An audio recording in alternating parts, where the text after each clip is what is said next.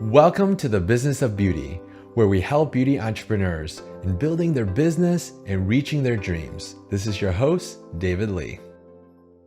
Our guest today offers financial services to beauty industry professionals. Accounting and bookkeeping, tax preparation, business coaching, and data entry are just some of the few services they offer. He is proud that all of his clients have received a growth of 15% or more. His superpower is explaining complicated tax and accounting topics in a simple yet thorough way. Well, welcome to the show, Johnny Wolfe at Madison's Accounting and Tax Services.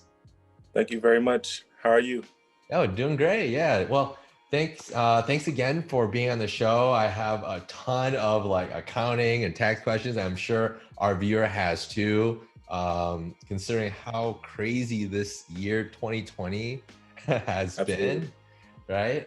But before we dive right into all the tax and technical stuff, can you tell us a little bit more about yourself, your firm, and how you got to where you're at today?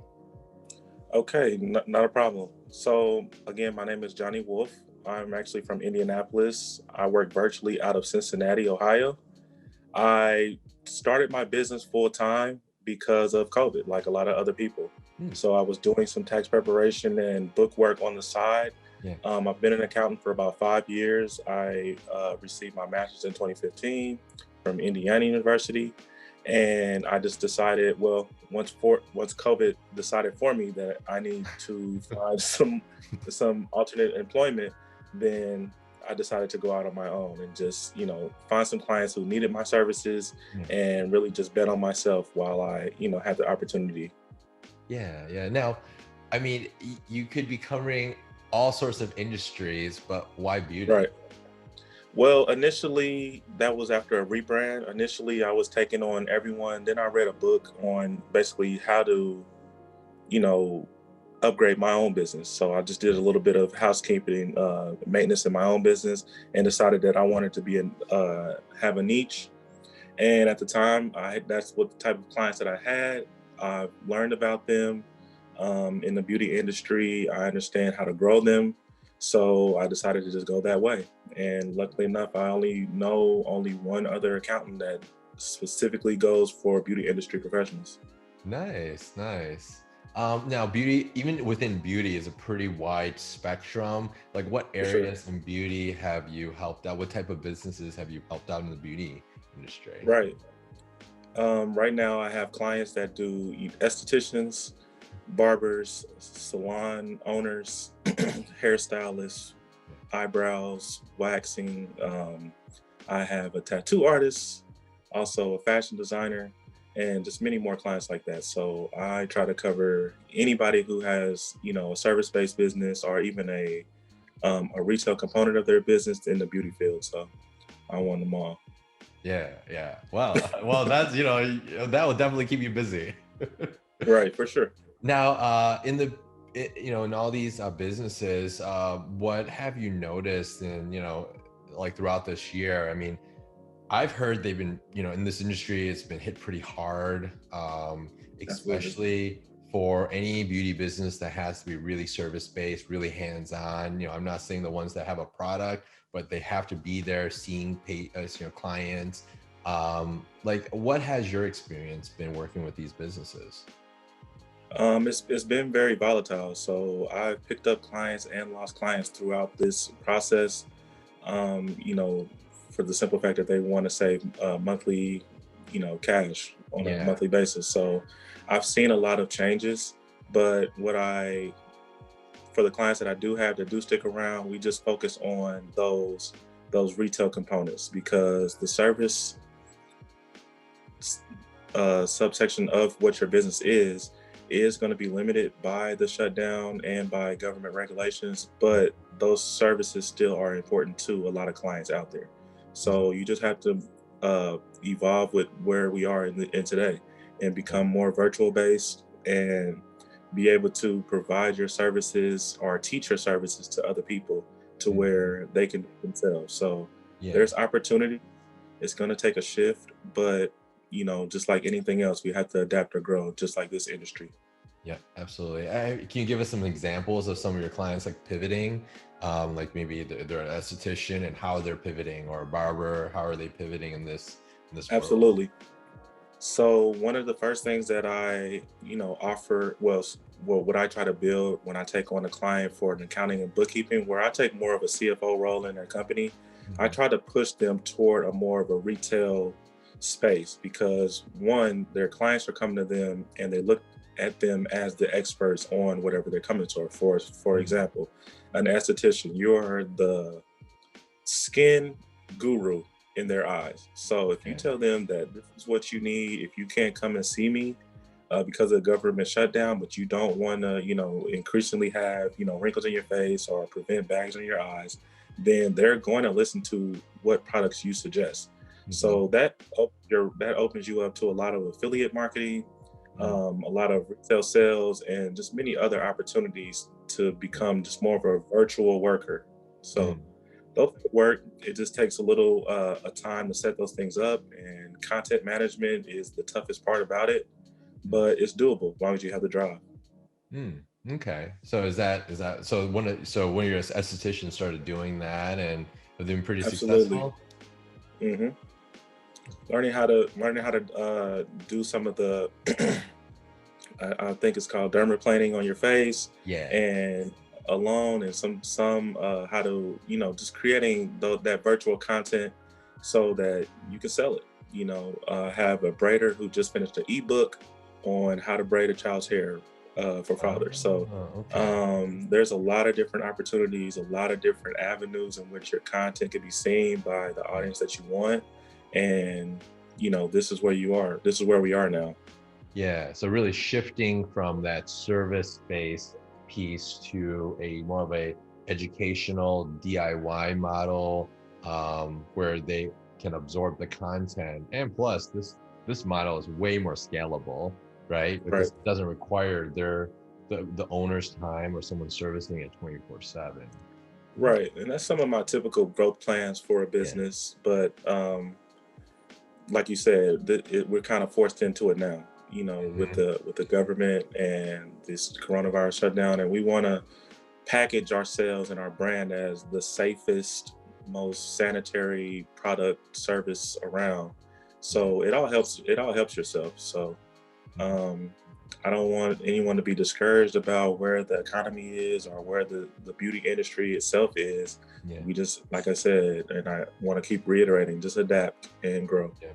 Yeah.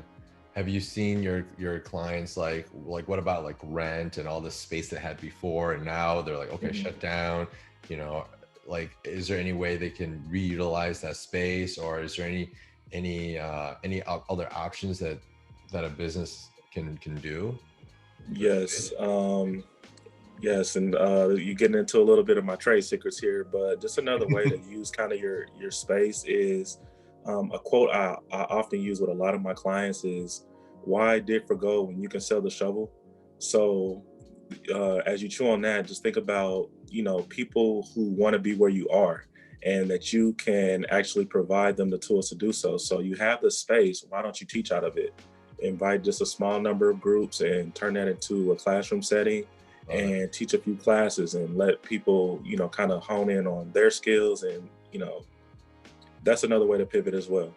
Oh, okay. Well, thank you for sharing one of your secrets. But yeah, it's a great, great strategy. Um, Absolutely. Now let's talk a little bit more on like the funding end and the taxes and what's been going on. Um, and we'll try not to go too political too. Okay, for sure. So first of all, like beginning of year, right? There was what EDIL, hmm and then there was the PBP. Now that's pretty much over now, right? Right. But for the ones that were lucky enough to be able to apply and get funded, is there anything that needs to be done for like let's say the PBP or the EIDL? As far as we're talking about accounting and tax right now, Yeah, so yeah.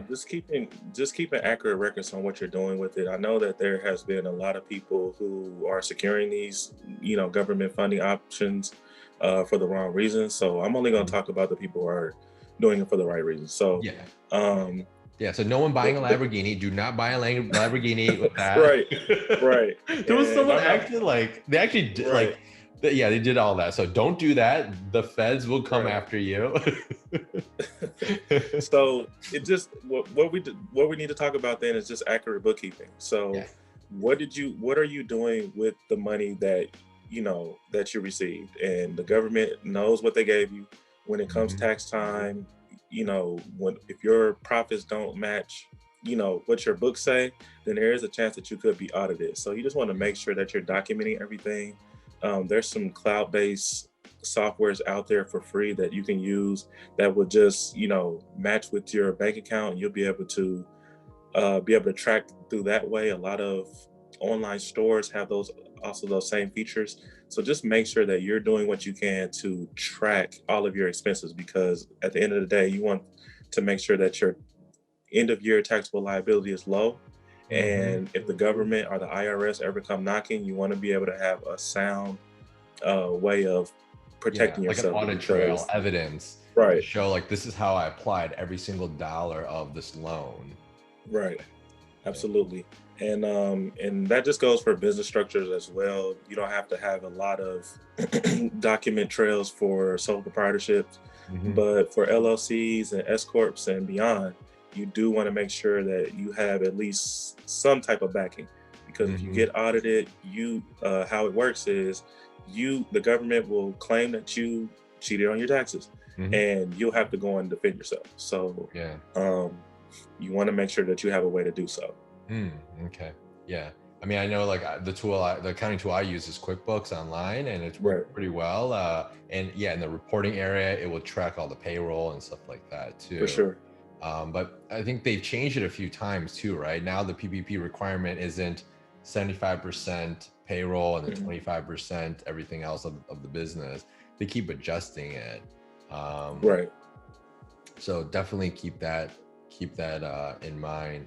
Now you talked about LLCs and S Corp and whatnot. Like for a beauty entrepreneur um, Mhm. starting a business, what would you recommend? Would you recommend they file as an LLC, or they file as an LLC tax as an S Corp, or file as an S Corp? Like there's so many options. What do you Right. see most in the beauty world?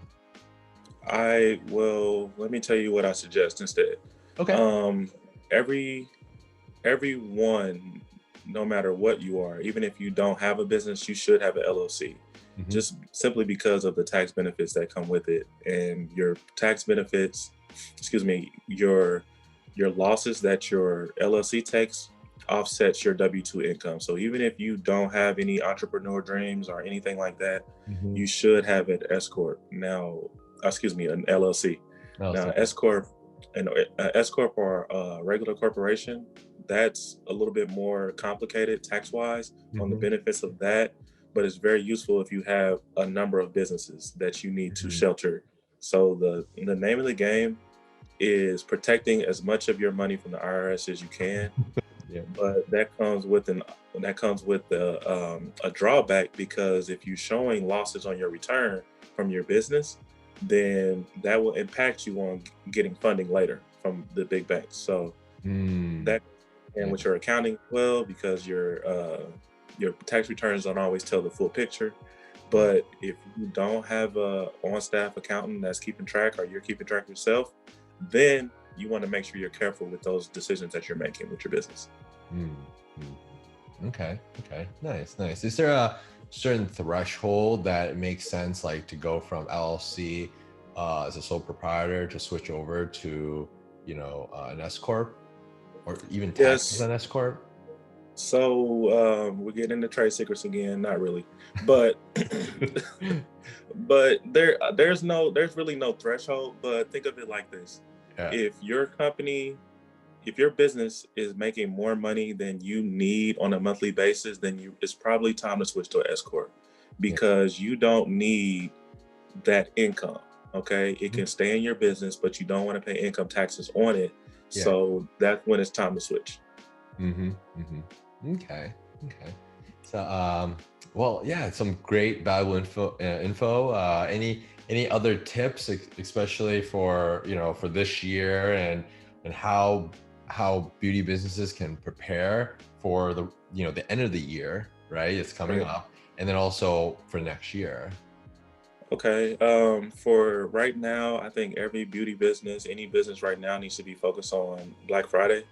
So this is a retailer's dream day. You can discount your prices. So, and people are looking to shop that day, Mhm. because the holidays are approaching.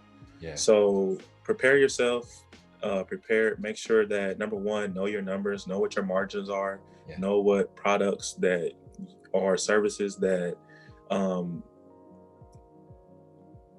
make the most money but cost you the less time in the case Mhm. of services. Yeah. And as far as products, the ones that cost the most, but Hmm. excuse me, that sell at the highest dollar but cost the least. So you have more room to play with those margins. That way you can discount, pretty well on those type of things. So packaging yourself and your brand in those ways to, get ready for the holiday season should be priority number one for all businesses. Now, beyond that, you need to look at how the pattern of what the times are. So it looks like we're going into another shutdown. Hmm. Um, I'm in Cincinnati, so the Midwest, we're looking at going into it literally next week. Mm. So you need to prepare yourself on that front too. So if you have an influx of inventory, or your cash, if your cash is high, then you really need to hold on to it right now, because we don't know, it's very too uncertain, especially if you have a storefront. So you Yeah. want to be able to control your rent, be able to stay afloat and get through these times. You might need to scale back on some of your payroll or Mhm. things of that nature, but you definitely want to try to survive and keep your name relevant. So um, I would suggest do your best going through Black Friday, through the holidays, and hang on to as much cash as you need so you can rebound this second shutdown, which is going to affect this industry more than the next. Yeah.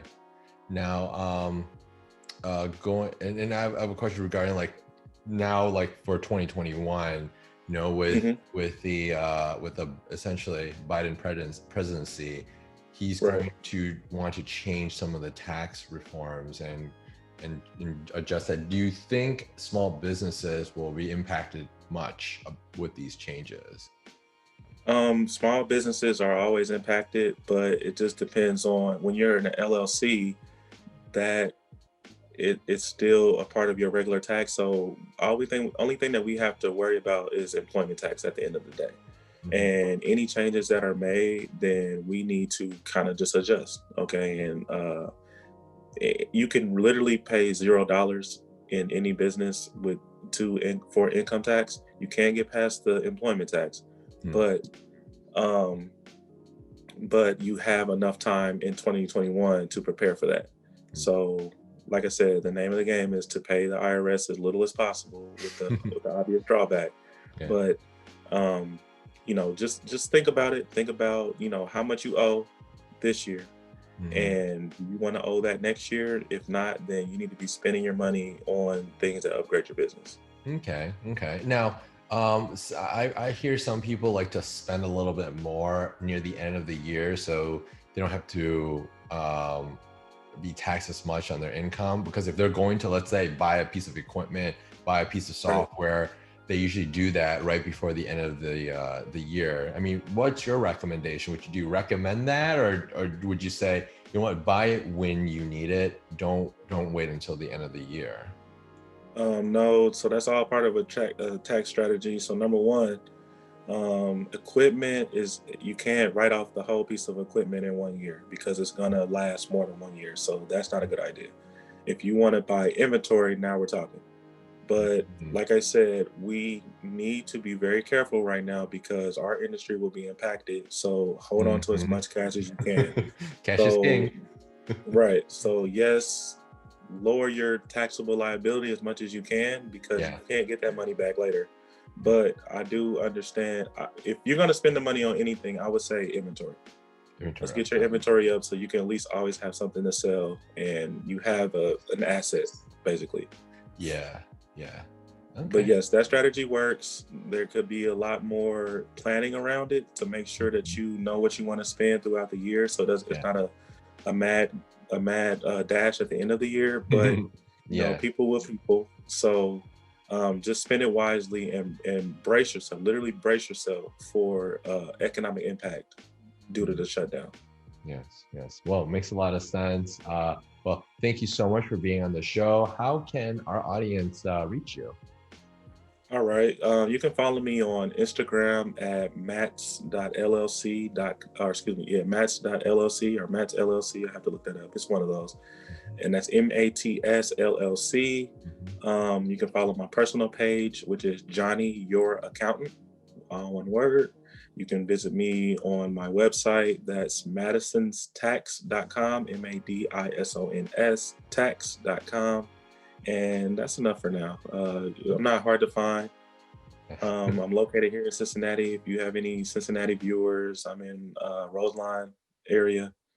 Um, Not hard to find. And I appreciate you. Thank you for Yeah, this yeah. opportunity. Yeah, no, not my pleasure. And for those of you, if you missed any of that, no worries. It's going to be in the show notes. The links will be down below. So feel free to click on it. And I hope everyone enjoyed this show. I definitely did. I learned a lot. And thank you for sharing some of your golden nuggets or some of your trade secrets. and we'll see you next time. Take All right, care. appreciate Hey, you. Thank Beautypreneurs. you. I'm David. My team and I created a website kit for fellow entrepreneurs looking to grow their business online, whether it's e-commerce or a service-based business. We've got you covered.